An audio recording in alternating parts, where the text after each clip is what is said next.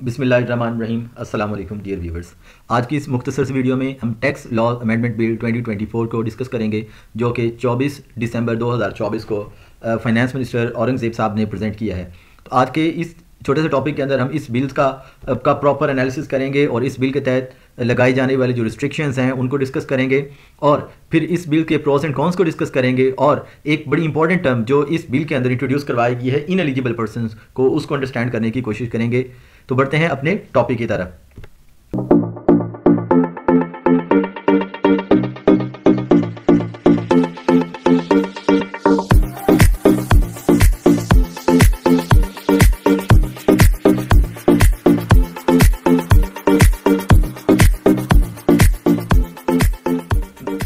मेरा नाम है वकास अहमद और मैं इंस्पेक्टर इनलैंड रेवेन्यू हूं एफबीआर में।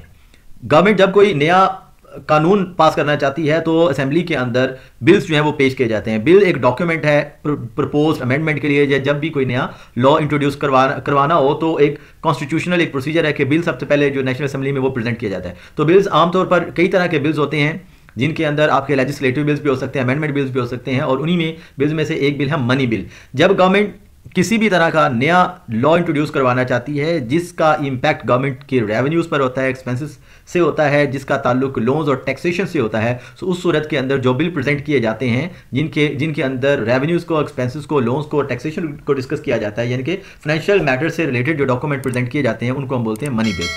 अच्छा, मनी बिल्स प्रेजेंट किए जाते हैं मिनिस्टर ऑफ फाइनेंस की तरफ या कोई भी गवर्नमेंट का रिप्रेजेंटेटिव हो सकता है, और जो मनी बिल्स होते हैं वो असेंबली के अंदर प्रायोरिटाइज किए जाते हैं बिकॉज इनका ताल्लुक टैक्सेशन और रेवेन्यू जनरेशन से होता है। इसलिए लेजिस्लेटर जो है उनके पास लिमिटेड पावर्स होती है वो इनको अमेंड करें। नॉर्मली जिस तरह का बिल प्रेजेंट किया जाता है नॉर्मली एज इट इज वो बिल पास कर लिया जाता है माइनर सी अमेंडमेंट्स के बाद।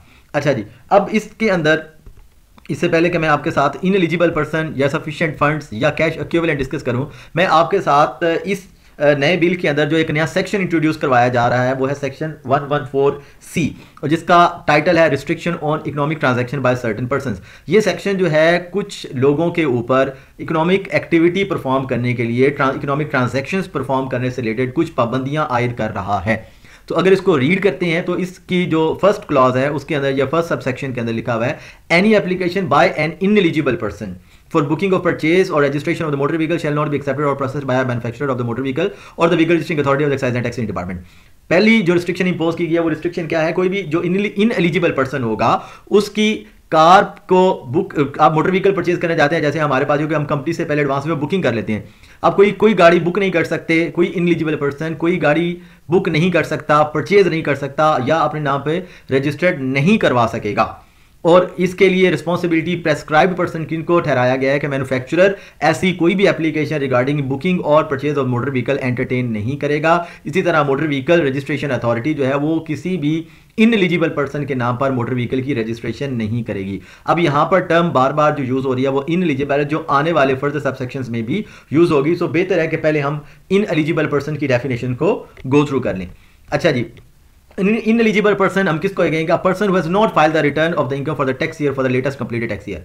इसको इस एग्जांपल से समझते हैं। अगर आज मैं एक प्रॉपर्टी परचेज करना चाह रहा हूं और मैंने अपने लेटेस्ट कंप्लीटेड टैक्स ईयर, आज जो मैं प्रॉपर्टी परचेज करूंगा इट विल रिलेट टू 2025, और जो लेटेस्ट कंप्लीटेड टैक्स ईयर है वो है 2024। अगर तो मैंने 2024 की रिटर्न फाइल नहीं की तो आपको जैसे पता है कि वो फिर जिन लोगों ने 2024 की रिटर्न फाइल नहीं की वो नॉन फाइलर्स हैं। अगर मैं इस वक्त नॉन फाइलर हूं तो मैं एक इनएलिजिबल पर्सन हूं, मेरे ऊपर सेक्शन 114C की रिस्ट्रिक्शंस एप्लीकेबल हो जाएंगी।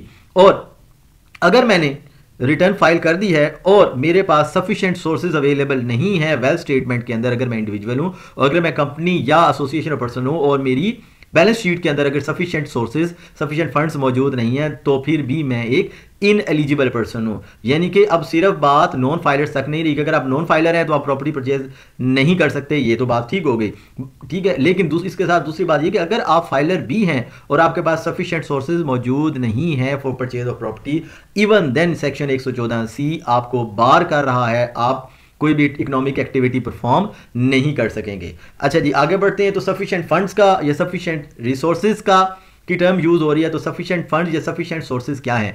सफिशिएंट फंड या सफिशिएंट सोर्सेज को हम अंडरस्टैंड करते हैं।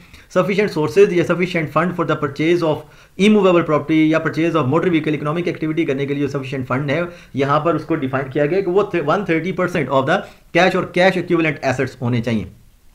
मींस अगर आप एक प्रॉपर्टी 10 लाख की परचेज करना चाह रहे हैं तो आपकी वेल्थ स्टेटमेंट के अंदर 13 लाख रुपए तक कैश या कैश इक्विवेलेंट की सूरत में फंड्स मौजूद होने चाहिए, तब आप जो है वो उस एसेट को परचेज कर सकेंगे या कोई भी इकोनॉमिक एक्टिविटी परफॉर्म कर सकेंगे। यानी कि मैं रिपीट कर देता हूं, अगर आपने 10 लाख रुपए की कोई इकोनॉमिक एक्टिविटी परफॉर्म करनी है तो अगर आपके पास 13 लाख रुपया कैश और कैश इक्विवेलेंट की शक्ल के अंदर मौजूद है तो उस सूरत के अंदर आपके पास सफिशिएंट फंड्स मौजूद हैं और आप वो इकोनॉमिक एक्टिविटी परफॉर्म कर सकते हैं। अदरवाइज आपको सेक्शन 114C बार कर देगा, आप इकोनॉमिक एक्टिविटी परफॉर्म नहीं कर सकेंगे। और इस सेक्शन की इंप्लीमेंटेशन के लिए जो सर्टन जो पर्सन्स हैं उनको प्रेस्क्राइब्ड पर्सन डिक्लेयर किया गया है जिन्होंने इस सेक्शन को इंप्लीमेंट करवाना है। आगे बढ़ते हैं, तो एक टर्म यूज हो रही है कैश एक्यूमुलेट्स क्या है? कैश का तुम्हें पता जी, कैश तो जो हमारी वेल्थ स्टेटमेंट के अंदर हमें कैश नजर आ रहा होता है वो हमारा कैश है। कैश इक्विवेलेंट क्या है? ये short term highly liquid investment है। लिक्विड इन्वेस्टमेंट मींस जिसको आप बड़ी आसानी के साथ कन्वर्ट कर सकते हैं into cash without minimal risk of change in the value. Like अगर आपके पास अकाउंट में बैलेंस मौजूद है तो आप बड़ी आसानी से उसको कैश में कन्वर्ट कर सकते हैं। आपके पास प्राइस बॉन्ड्स हैं तो आप उनको इमीडिएटली सेल करके कैश में कन्वर्ट कर सकते हैं। आपके पास ट्रेजरी बॉन्ड्स है तो आप इमीडिएटली उनको कैश करवा सकते हैं। तो आपके पास आपकी वेल्थ स्टेटमेंट के अंदर कैश या कैश इक्विवेलेंट जो है वो आप क्या जो एसेट परचेज करने जा रहे हैं उसका 130%, उस इकोनॉमिक एक्टिविटी का 130% मौजूद होने चाहिए। इनके अंदर आपके दूसरे जो फिक्स्ड एसेट्स हैं उनको इंक्लूड नहीं किया गया। प्रॉपर्टीज वगैरह, व्हीकल्स वगैरह जो आपकी वेल्थ स्टेटमेंट में मौजूद हैं वो उन एसेट्स का इस 130% से दूर दूर तक कोई ताल्लुक नहीं है। चलें जी, वापस आ जाते हैं अपने सेक्शन 114C पर। रिस्ट्रिक्शन, पहली रिस्ट्रिक्शन मैंने आपको बता दी, that is relating to motor vehicle. Next जो रिस्ट्रिक्शन है वो relating to purchase of immovable property, और इसके अंदर जो प्रेस्क्राइब्ड पर्सन है वो लोग हैं जिन्होंने प्रॉपर्टी को रजिस्टर करना है, रिकॉर्ड करना है या उसको ट्रांसफर करना है। तो ये हमारे पाकिस्तान के अंदर अपने कॉन्टेक्स्ट में देखें तो सब रजिस्ट्रार जिनको हम तहसीलदार बोलते हैं वो होंगे, या दूसरे जो ADLRs हैं, या हाउसिंग सोसाइटीज़ के पॉइंट ऑफ व्यू से देखें तो वो जो हाउसिंग सोसाइटी होंगी उनको यहाँ पर प्रेस्क्राइब्ड पर्सन डिक्लेयर किया गया है कि वो जो प्रेस्क्राइब पर्सन है किसी भी इन एलिजिबल पर्सन की प्रॉपर्टी की परचेज से रिलेटेड, उसकी अटेस्टेशन से रिलेटेड, उसकी रिकॉर्डिंग से रिलेटेड किसी भी तरह की एप्लीकेशन को एंटरटेन नहीं करेंगे। नेक्स्ट हमारे पास आते हैं जो नेक्स्ट प्रेस्क्राइब पर्सन है for implementation of this section, वो है बैंकिंग कंपनीज जिनको हम बैंक्स भी बोलते हैं।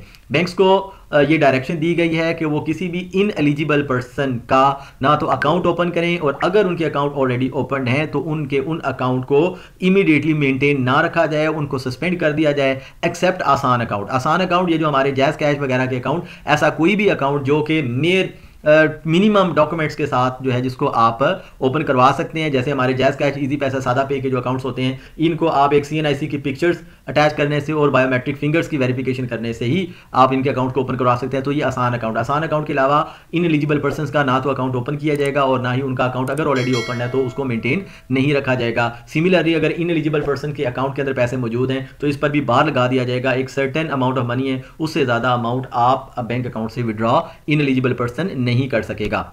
नेक्स्ट हमारे पास आते हैं जी इन्वेस्टमेंट के पॉइंट ऑफ व्यू से। इन्वेस्टमेंट के पॉइंट ऑफ व्यू से इन एलिजिबल पर्सन्स जो हैं वो अब ना तो किसी तरह के शेयर्स, डिबेंचर परचेज कर सकेंगे और ना ही म्यूचुअल फंड्स के यूनिट्स को जो है वो परचेज कर सकेंगे, ना ही किसी तरह का इन्वेस्टमेंट अकाउंट ओपन करवा सकेंगे। और इसके अंदर जो रिस्पॉन्सिबिलिटी ठहराई गई है, प्रेस्क्राइब पर्सन ठहराया गया है उन तमाम लोगों को जो कि शेयर्स और डिबेंचर्स बेचते हैं। नॉर्मली इसके अंदर ब्रोकरेज जो फर्म्स वगैरह हैं वो आ जाएंगी, तो उन्होंने इस सेक्शन को इंप्लीमेंट करवाना है और इन एलिजिबल पर्सन्स की किसी भी तरह की economic activity relating to investment of shares, debenture and purchase of units of mutual fund है उसको रिस्ट्रिक्ट करना है। अच्छा, अब हमारे पास इसमें सर्टेन एग्जेम्पशंस भी बताई गई हैं कि किन लोगों पर ये सेक्शन 114C अप्लाई नहीं होगा। अगर आप मोटरसाइकिल, रिक्शा, ट्रैक्टर वगैरह परचेज करना चाहते हैं तो इस पर 114C की रिस्ट्रिक्शन ये होगी, यानी कि इन एलिजिबल पर्सन ये परचेजेस कर सकेगा। सिमिलरली इन एलिजिबल पर्सन कोई अगर पिकअप व्हीकल परचेज करना चाहता है up to the engine capacity of 800cc तो वो कर सकेगा, कोई रिस्ट्रिक्शन नहीं है। सिमिलरली इन एलिजिबल पर्सन जो है ट्रक्स और बसेस वगैरह को अगर वो परचेज करना चाहता है तो बोर्ड की नोटिफाइड अमाउंट की हद तक उसको परचेज कर सकता है। सिमिलरली सिक्योरिटीज़ में अगर आप इन्वेस्टमेंट करना चाहते हो तो एक सर्टेन लिमिट जितनी बोर्ड अलाउ करेगा उसके अकॉर्डिंगली आप कर सकेंगे। इन एलिजिबल पर्सन उनको ये इकोनॉमिक एक्टिविटीज़ परफॉर्म कर सकेगा। नेक्स्ट अगर हम इस बिल का डिटेल्ड अगर हम एनालिसिस करें तो जो मेरी अंडरस्टैंडिंग इस बिल से निकली है, वो मेरी जो अपनी पर्सनल ओपिनियन है उसको मैंने प्रोज एंड कॉन्स की शक्ल में डिस्क्राइब किया है। तो प्रोज जो इसके पॉजिटिव पॉइंट इस बिल के ये हैं कि इस बिल का सबसे बड़ा पॉजिटिव पॉइंट ये है कि ये अनडिक्लेयर्ड सोर्स ऑफ इनकम को बार कर रहा है। यानी कि अगर किसी के पास सोर्स ऑफ इनकम है तभी वो इकोनॉमिक एक्टिविटी करे, और अगर सोर्स ऑफ इनकम नहीं है तो इकोनॉमिक एक्टिविटी ना करे। तो ये एक बहुत अच्छा स्टेप है जो कि जिसमें जो डॉक्यूमेंटेड इकोनॉमी की तरफ भी एक पॉजिटिव स्टेप है, और जिसके अंदर ऐसे लोग जिनके पास प्रॉपर सोर्स ऑफ इनकम नहीं होता और इकोनॉमिक एक्टिविटी परफॉर्म कर रहे हैं उनको रोका जाएगा इस बिल की मदद से। नेक्स्ट अगर हम इसका नेगेटिव पॉइंट्स देखें तो इस बिल के अंदर आपने देखा होगा as notified by the board, as notified by the board की टर्म बार बार यूज हो रही है। इस जो प्रपोज्ड बिल है इसके अंदर क्लैरिटी वो प्रॉपर नहीं है। हमें पता नहीं चल रहा कि किस हद तक security in eligible person purchase कर सकेगा, कितनी अमाउंट की property in eligible person purchase कर सकेगा, या कितनी किससे ज़्यादा परचेज नहीं कर सकेगा। तो ये सर्टन क्लैरिटीज रिक्वायर्ड हैं इस बिल के अंदर, जो कि इस बिल की स्मूथ इंप्लीमेंटेशन को जो है वो डैमेज कर सकती हैं, बिकॉज कई ऐसे पॉइंट्स हैं जो कि क्लियर नहीं किए गए इस बिल के अंदर। अच्छा, नेक्स्ट इसी तरह एक और चीज़ जो क्लियर नहीं की गई कि ये प्रेस्क्राइब पर्सन तो बता दिए गए, जैसे मैंने आपको बताया मोटर व्हीकल्स की सूरत के अंदर manufacturer of the motor vehicle या एक्साइज एंड टैक्सेशन डिपार्टमेंट को प्रेस्क्राइब पर्सन बना दिया गया कि आपने 114C के रिस्ट्रिक्शंस को इन एलिजिबल पर्सन पर इंप्लीमेंट करना है। इसी तरह तहसीलदार और एडीएल आर्ट्स को जो है वो प्रेस्क्राइब पर्सन बना दिया गया कि आपने 114C को इंप्लीमेंट करना है। इसी तरह जो ब्रोकरेज फर्म्स हैं उनको बना दिया गया, बैंक्स को बना दिया गया, लेकिन कोई प्रॉपर मैकेनिज्म जो है वो अडॉप्ट नहीं किया गया कि प्रेस्क्राइब पर्सन ये 114C किस तरह से इंप्लीमेंट करेंगे, उनको किस तरह से पता चलेगा कि ये जो पर्सन हमारे पास ट्रांजैक्शन करने आया है ये इन एलिजिबल। पहले तो ये होता था, पता लग जाता था कि ये बंदा फाइलर है या नॉन फाइलर है। अब इन एलिजिबल या एलिजिबल पर्संस का क्राइटेरिया वो कहां से देखेंगे, और सेकंडली ये है कि वो जो सोर्सेज बताया गया 130% of the transaction value cash और कैश इक्विवेलेंट है वो कैसे असेस कर सकेंगे। तो ये एक बहुत बड़ी जो है वो क्वेश्चन मार्क है कि ये क्या मैकेनिज्म होगा, किस तरह से इस बिल को जो है वो प्रॉपर वे के अंदर बैंक्स या दूसरी अथॉरिटीज जो है उसको इंप्लीमेंट कर पाएंगी।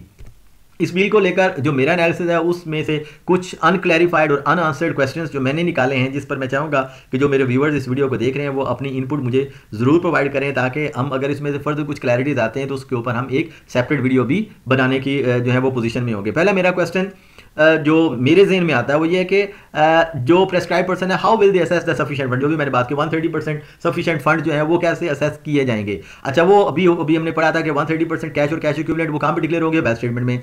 तो क्या जब कोई पर्सन एक्टिविटी परफॉर्म करने के लिए जाएगा प्रेस्क्राइब पर्सन के पास, तो क्या उसको सफिशिएंट फंड प्रूव करने के लिए वो उसको अपनी रिटर्न या वेस्ट स्टेटमेंट उसको प्रोवाइड करनी पड़ेगी, तभी तो प्रेस्क्राइब पर्सन को पता चलेगा कि ये बंदा इसने रिटर्न फाइल कर दी है और ये बंदा एलिजिबल हो गया है। तो जब वो एलिजिबल हो गया तो वो क्या उसको अपनी वेल्थ स्टेटमेंट और रिटर्न प्रोवाइड करेगा, और क्या ये पर्सनल और कॉन्फिडेंशियल डेटा किसी भी पर्सन को प्रोवाइड करना इज इट लीगली लॉफुल, और ये क्या उस पर्सन की प्राइवेसी को डैमेज नहीं करेगा। तीसरा क्वेश्चन मेरा रिलेटिंग टू इनएलिजिबल पर्सन है कि ये जो इनएलिजिबल पर्सन है ये कब जाकर एलिजिबल पर्सन बनेगा, क्या ये सारी जिंदगी इनएलिजिबल रह जाएगा, उसके ऊपर स्टैंप लग जाएगी, वो इनएलिजिबल पर्सन है, वो किसी तरह की इकोनॉमिक एक्टिविटी नहीं कर पाएगा। तो इनएलिजिबल पर्सन कैसे कन्वर्ट होगा एलिजिबल पर्सन के अंदर। नंबर 4 जो और मेरा लास्ट क्वेश्चन है कि अगर प्रेस्क्राइब्ड पर्सन जिस पर ये सारी रिस्पॉन्सिबिलिटी लगाई जा रही है कि आपने इस 114C को इंप्लीमेंट करना है, तो क्या वो अगर प्रेस्क्राइब्ड पर्सन इस सेक्शन A114C को इंप्लीमेंट नहीं करता, इन एलिजिबल पर्सन्स को रिस्ट्रिक्ट नहीं करता, तो इस जो बिल है इसके अंदर किसी तरह का मेरे मुशाहिदे में तो नहीं आया, कोई पीनल एक्शन जो है वो डिफाइन नहीं किया गया कि प्रेस्क्राइब पर्सन अगर इस सेक्शन को अडेयर नहीं करता, इंप्लीमेंट नहीं करता, तो उसके खिलाफ क्या पीनल एक्शन लिया जा सकता है, क्या पेनल्टी उसके ऊपर इंपोज की जा सकती है। सो ये था हमारा आज का सेशन। अगर आपकी हमारे इस सेशन से रिलेटेड फर्दर क्यूरीज हो, क्वेश्चन हो, सजेशंस हो, या अगर आपके पास ये मेरे 4 क्वेश्चंस का आंसर मौजूद हो, तो मैं इसको हाईली अप्रिशिएट करूंगा कि आप अपनी इनपुट इसके ऊपर मौजूद दें, ताकि हम इस नए बिल को before it formally becomes the ordinance और ये प्रॉपर इंप्लीमेंटेशन हो जाए, हम इसको प्रॉपर वे के अंदर अंडरस्टैंड कर सकें। आज के लिए इतना ही, इंशाल्लाह आपसे किसी नई वीडियो में मुलाकात होगी। टिल देन अपना बहुत सारा ख्याल रखिए। अल्लाह हाफिज़।